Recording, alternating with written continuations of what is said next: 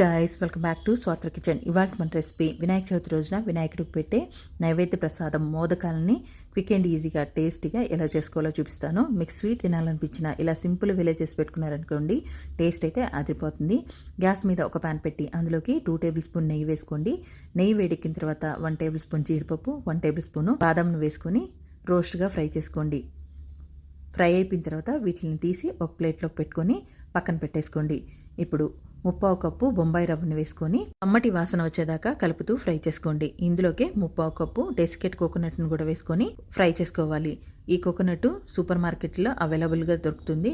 ఇది కూడా కమ్మటి వాసన వచ్చి ఫ్రై అయిపోయిన తర్వాత 1 టేబుల్ స్పూను నెయ్యిని, 1/2 టేబుల్ స్పూను యాలకుల పొడిని కూడా వేసుకొని మరో 2 నిమిషాల పాటు కలుపుతూ ఫ్రై చేసుకున్న తర్వాత 1 కప్పు మిల్క్ పౌడర్ని వేసుకోండి. ఇది ఎవ్రీడే మిల్క్ పౌడరు, ఏ షాప్లో అయినా దొరుకుతుంది. ఇందులోకి 1 కప్పు మిల్క్ కాచి చల్లార్చిన మిల్క్ని 1 కప్పు వరకు కొంచెం కొంచెంగా వేసుకుంటూ కలుపుతూ ఉడికించుకోండి. ఇందులోకి ముందుగా పాలల్లో నానబెట్టుకున్న సాఫ్రాన్ మిల్క్ను కూడా వేసుకోండి. కొంచెం కలర్ కోసం వేసుకుంటున్నాను. కొంచెం చిక్కబడేదాకా కలుపుతూ ఉడికించుకున్న తర్వాత 1/4 కప్పు షుగర్ని వేసుకొని షుగర్ కరిగి ఇది బాగా చిక్కబడి ప్యాన్ నుంచి విడిపోయేదాకా కలుపుతూ ఉడికించుకోవాలి. స్వీట్ ఎక్కువ తినేవాళ్ళు కొంచెం షుగర్ని ఎక్కువ యాడ్ చేసుకోండి.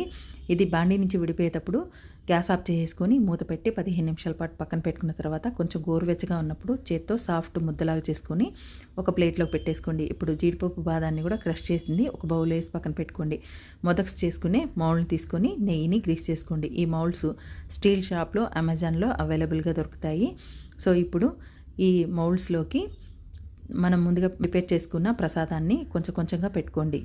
కొంచెం కొంచెంగా స్టఫ్ చేసుకొని మధ్యలోకి కొంచెం గుంటలాగా చేసుకొని ఈ జీడిపప్పు బాదం క్రష్ని కూడా పెట్టేసుకొని మౌల్డ్ని ఫోల్డ్ చేసేసుకోండి.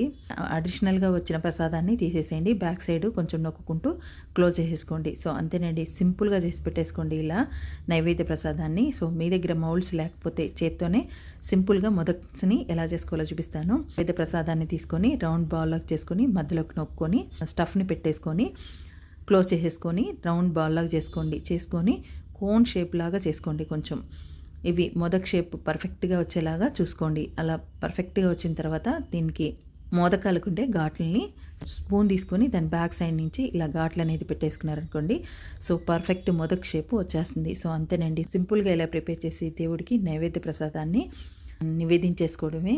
సో సింపుల్గా అయిపోయే నైవేద్య ప్రసాదాన్ని ఈ వినాయక చవితికి మీరు కూడా ప్రిపేర్ చేసి దేవుడికి నివేదించి మీకు ఎలా వచ్చిందో నాకు ఫీడ్బ్యాక్ ఇవ్వండి. వీడియో నచ్చితే లైక్ చేయండి, షేర్ చేయండి. Thanks for watching.